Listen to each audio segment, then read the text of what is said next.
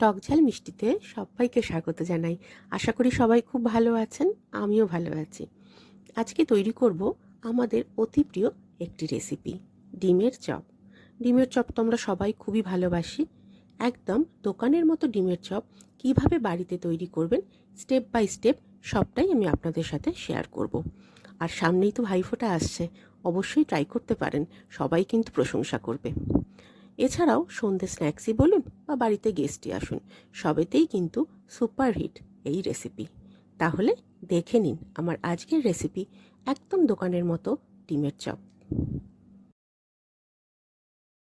এখানে আমি চপ তৈরি করার জন্য ডিম বয়েল করে এইভাবে হাফ করে কেটে নিয়েছি, আর আলু অল্প সল্ট দিয়ে বয়েল করেছি। এখানে একটা জিনিস আমি আপনাদের বলে দিই, যে কোনো পুর বানাতে আলু যদি মাইক্রোওভেনে বয়েল করেন তাহলে এক্সট্রা জল না থাকায় পুর খুব ভালো তৈরি হয়। একবার এইভাবে তৈরি করে দেখতে পারেন। চপে একটা ভাজা মশলা দেব, সেই জন্য আমি নিয়ে নিয়েছি গোটা জিরে, দুটো ছোটো এলাচ, একটু দারচিনি আর একটা শুকনো লঙ্কা। এগুলো সব ড্রাই রোস্ট করে আমি গুঁড়ো করে নেব, তাহলেই আমাদের চপের মশলা তৈরি হয়ে যাবে। এবার বয়েল করা আলুগুলো মেখে নেব, খুব ভালো করে মেখে নিতে হবে, না হলে চপ গড়তে কিন্তু অসুবিধা হবে। এইভাবে খুব ভালো করে আলুটাকে মেখে নিতে হবে। দেখুন, এরকম নরমভাবে আলুটা যেন মাখা হয়। এবার চপের পুর রেডি করে নেব। ফ্রাই প্যানে সর্ষের তেল গরম হয়ে গেলে দিয়ে দিচ্ছি গ্রেট করা অনিয়ন আর গ্রিন চিলি।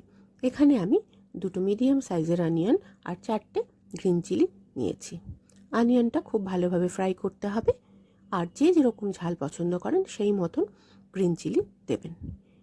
এর মধ্যে আমি অ্যাড করে দিচ্ছি জিঞ্জার গার্লিক পেস্ট। সর্ষের তেলে চপের পুর তৈরি করলে এর টেস্ট কিন্তু অনেক বেশি ভালো হয়। এটা একটু ভালো ভাজা ভাজা হয়ে এলে এর মধ্যে আমি দিয়ে দিচ্ছি টারমারিক পাউডার, দিচ্ছি কাশ্মীরি রেড চিলি পাউডার আর অল্প চিনি টেস্টটা ব্যালেন্স করার জন্য। এটা অপশনাল, নাও দিতে পারেন।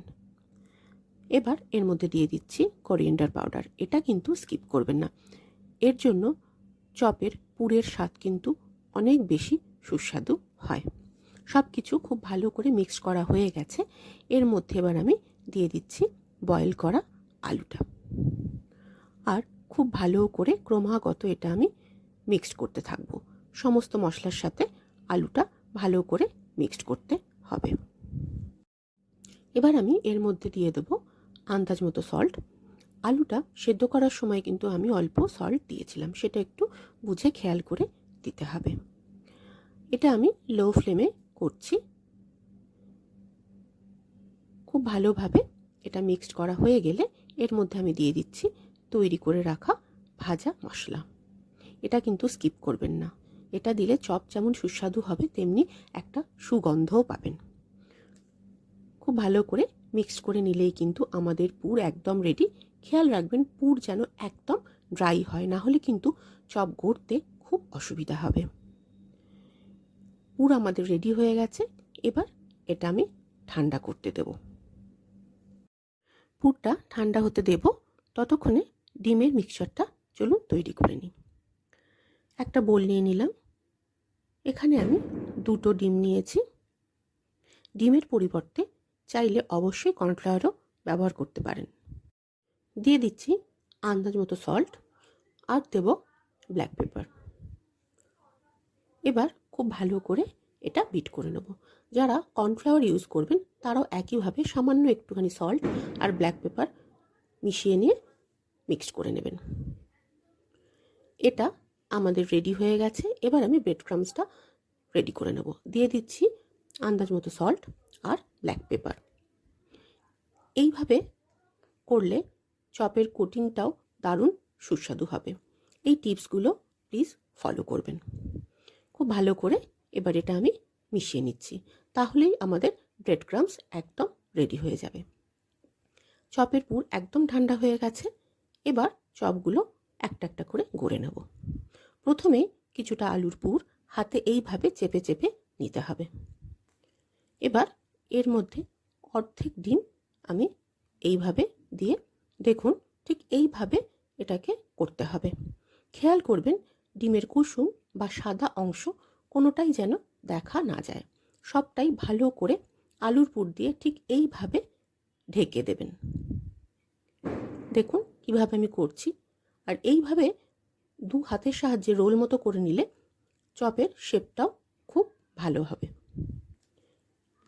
দেখুন আমি ভালোভাবে আপনাদের দেখিয়ে দিচ্ছি, দেখেই বুঝতে পারছেন একদম নিটল শেপ যেটাকে বলে সেই রকম তৈরি হলো।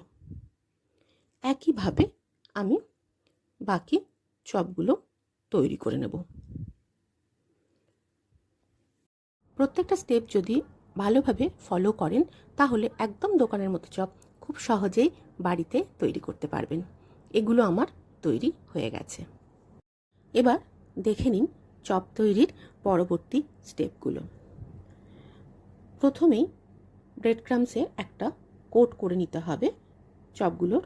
একটা একটা করে আমি আপনাদের দেখিয়ে দিচ্ছি। একটা চপ আমি নিয়ে নিলাম হাতে, দেখুন এবার একটা হালকা কোটিং দেব ব্রেড ক্রামসে। প্রত্যেকটা এইভাবে প্রথমেই আমি কোট করে নেব। তবে চাইলে আপনারা কিন্তু একটা করে এরকম ব্রেড ক্রামসের কোট করলেন, করে ডিমে ডিপ করতে পারেন। তবে আমার মনে হয় একবারে সবগুলো করে নিয়ে পরে ডিমে ডিপ করলে সুবিধা হবে। এইভাবে আমি সবগুলো তৈরি করে নেব। এগুলো তৈরি হয়ে গেলে দেখুন এগুলো আমার তৈরি হয়ে গেছে।